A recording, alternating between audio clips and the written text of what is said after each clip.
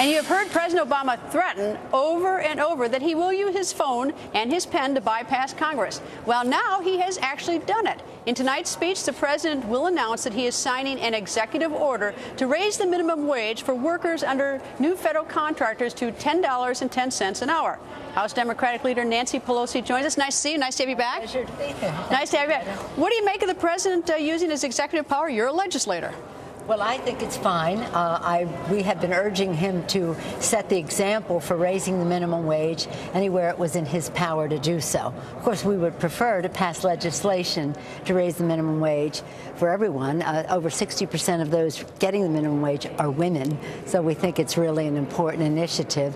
Lift millions of people out of poverty, maybe 6 million, as well as inject demand into the economy with the purchasing power it creates. What about the problem, the precedents it sets? And I know other presidents have used executive order, but it's always, people tend to like executive order when it's your party, your president's, you're a Democrat, he's a Democrat. What about the whole idea of using executive order and bypassing Congress? Well, I think, again, President has urged Congress to pass the minimum wage, and they have not done so. I think the question would be more to the president, if you want Congress to do so, use its power to pass the minimum wage. Why don't you use your power by executive order to raise the minimum wage? And I don't really consider it threatened to do. I think he stated that that's what he was willing to do. What if he does it again? What if he does it on another piece of something that, another issue that comes along? Is that okay? I hope he does. I mean, there's a big movement afoot for him to pass ENDA, which is End Discrimination in the Workplace against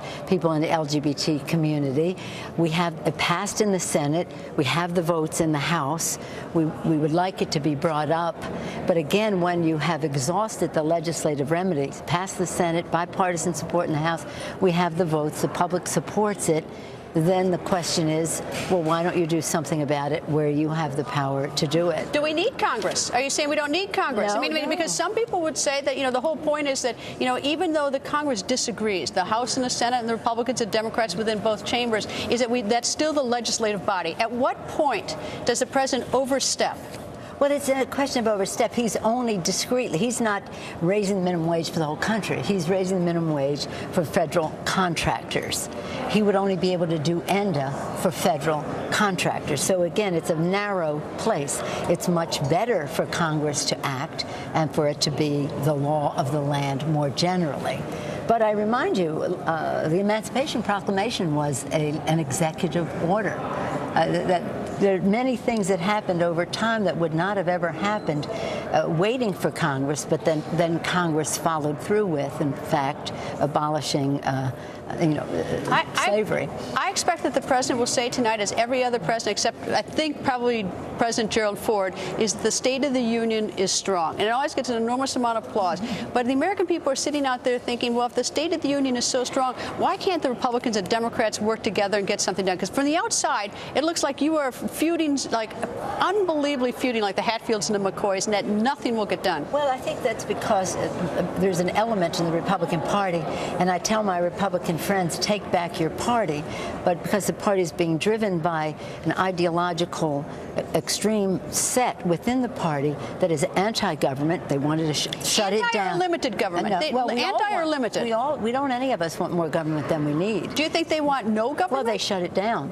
And so they're anti-government, anti-science, so any of the initiatives about science, and anti-Obama. So it's a trifecta that they have. Now, I'm not painting everyone with that brush, and I'm saying that the Republicans, the grand old party, should take back their party to the force that they have been, and really dominate the debate, but not cut off the debate. All right. One of the things that I think the president will be speaking about tonight is Afghanistan and troop withdrawal. And I don't think any American wants to be stuck in a war, and I don't pretend to have any of the answers. However, I was in the room when Secretary of State Hillary Clinton said in Afghanistan that we would not desert those women. We would not desert Afghani women. Now that we're starting to pull out, we see the Taliban is gaining ground in Afghanistan. It certainly is gaining ground in Iraq and gaining ground in Syria. And let me remind you, I don't pretend to have all the answers, but are we abandoning the women in Afghanistan? No, we've sacrificed too much. The plight of the women and the fate of the women in Afghanistan is a very important priority for us. For Mrs. Bush, for Laura Bush. This is a priority for her. She recently appeared at a conference here on that subject. For Secretary Clinton, for Republican and Democratic women in Congress, and men too, but a real priority for us. We spend a great deal of time. So what's going to happen when we leave? What's going to happen as the Taliban grows? Do you think the Taliban are going to be generous and fair with the women, or do you think it's a bad... First of all, what do we mean by Taliban? Are we talking about a reconciliation with some elements of the Taliban who want to have a government that works for the people, or are we talking about the extreme elements of the Taliban coming in? If we're talking about a reconciliation, that would have to have accommodations for women. And in order for that to happen, and I've said this to President Karzai over and over again, and the Secretary has, and the President and everyone else has, there must be women at the table.